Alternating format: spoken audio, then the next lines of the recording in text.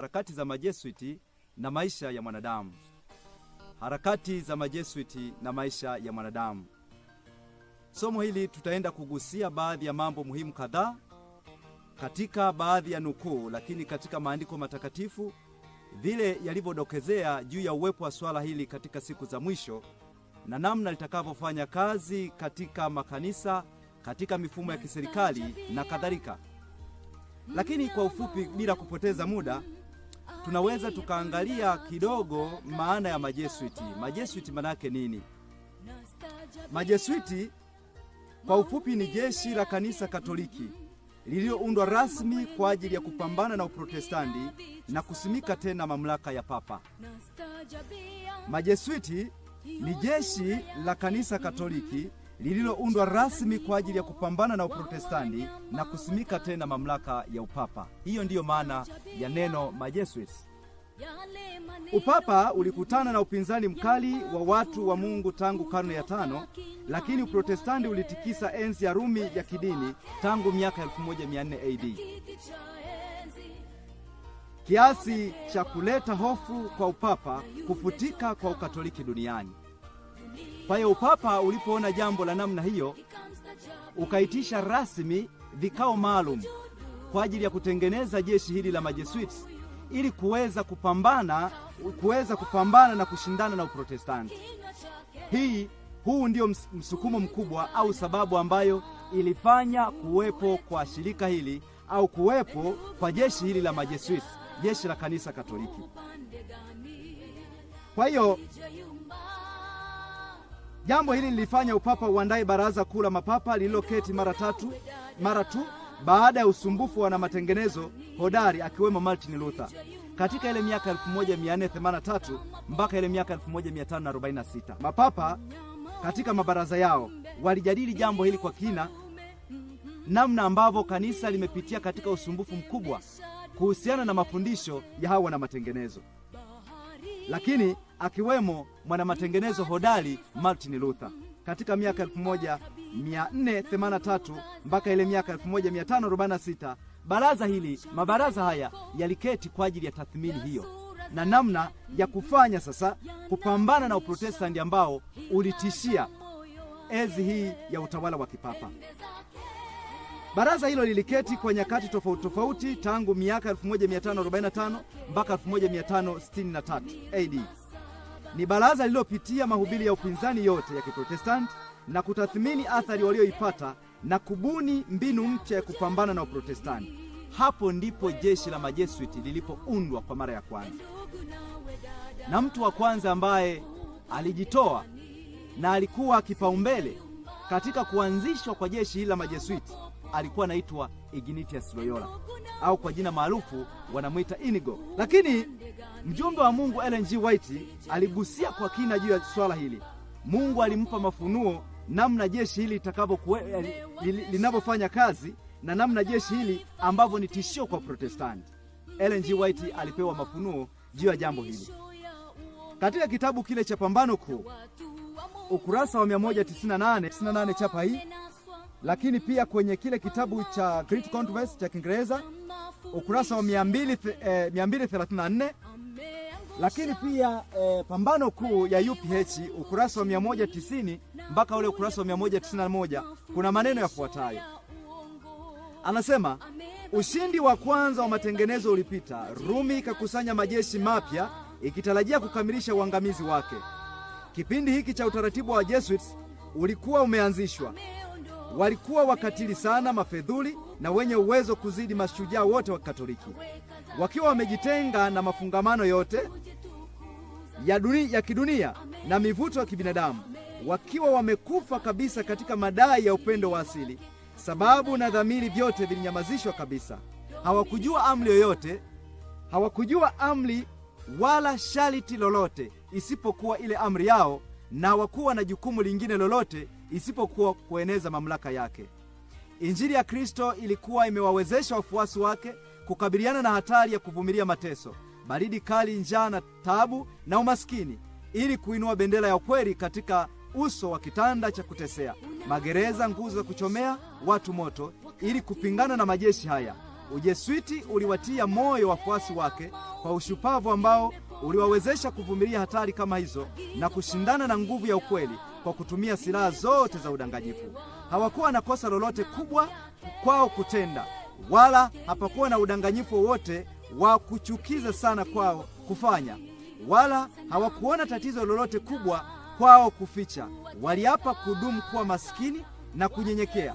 Lengo lao walilosomea lilikuwa kupata utajiri na madaraka, kujitolea kuangusha Uprotestanti na kusimika tena mamlaka ya upapa. Hiyo ndiyo ilikuwa sababu, hilo ndilo lilikuwa lengo lao kubwa na makusudi yao makubwa: kuteka utajiri, kuangusha Uprotestanti na kusimika tena mamlaka ya upapa. Hilo ndio lilikuwa lengo lao.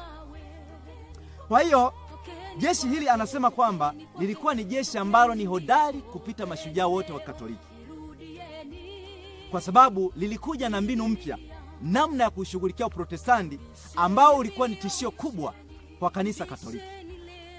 Yanasema mjumbe wa Mungu anaendelea kulizungumzia jeshi hili, anasema wakati wakitokea kama wanajumuiya wakitekeleza agizo lao, wanavalia vazi la wema na utakatifu, wakizuru magereza na hospitali, wakihudumia wagonjwa na maskini, wakijidai kuwa wameukana ulimwengu na kulichukua jina la Yesu aliyezunguka huku na huku akitenda wema. Lakini chini ya picha hii ya maisha ya nje yasiyolaumika, mara nyingi kulifichwa uhalifu sugu mno na malengo mabaya sana. Kwa hiyo walivaa vazi hili la Ukristo ambalo ni vazi lisilolaumika, wakizuru katika mahospitali, wakitembelea wagonjwa na kutembelea katika magereza. Lakini anasema ndani ya vazi hili kuna kusudi kubwa ambalo lilikuwa limefichwa ndani yao.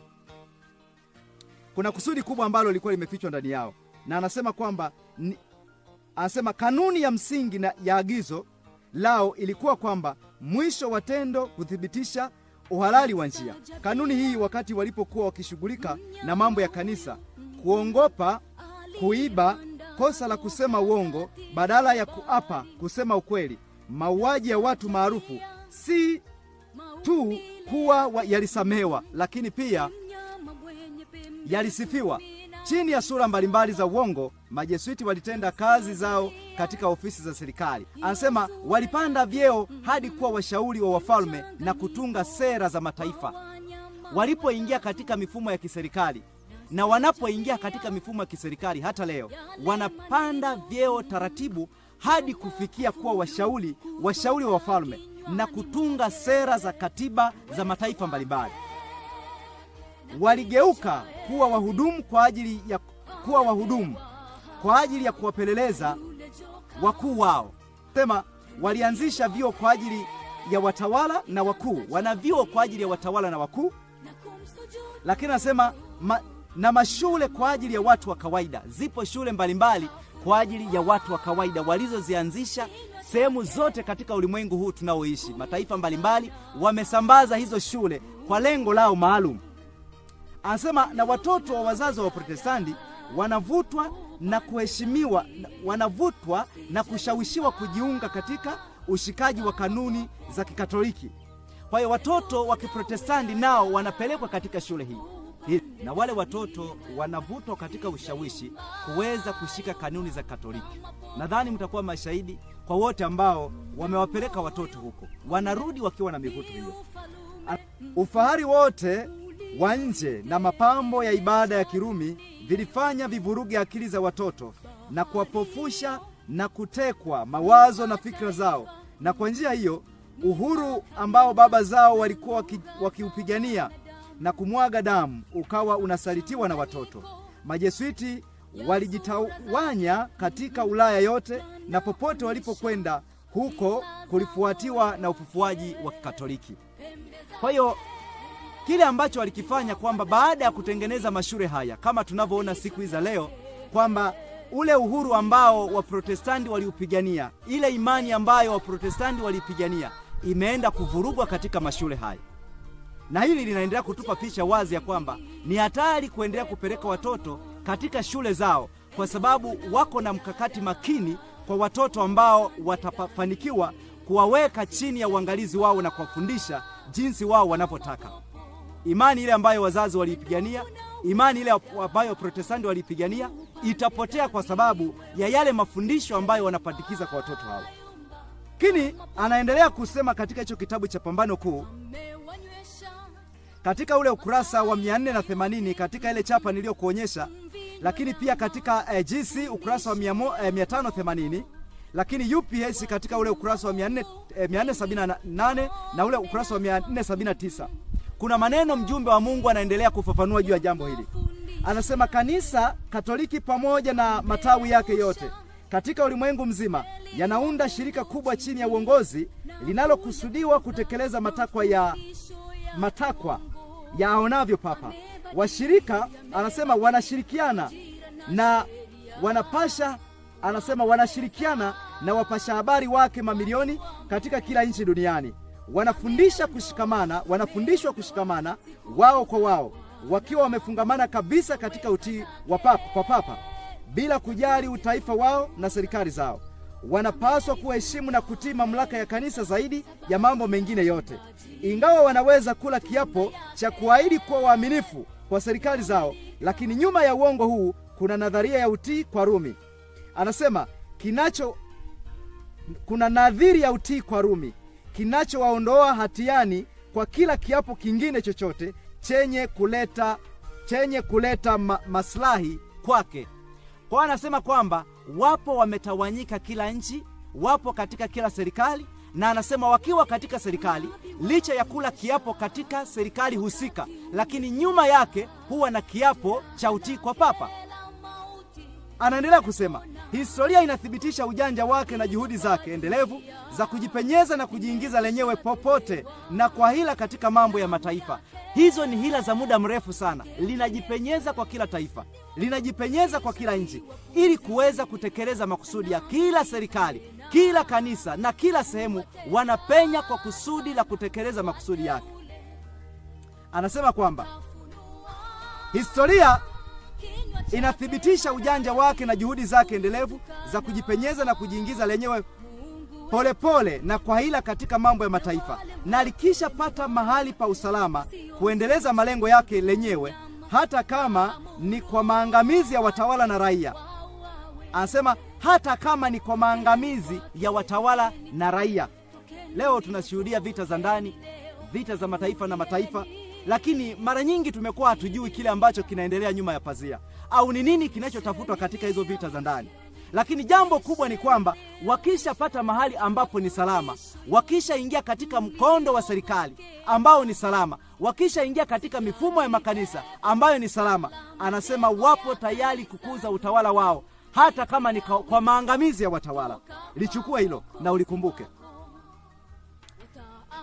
Lakini kuna kitabu moja tutakisoma hapa, kinasema kwamba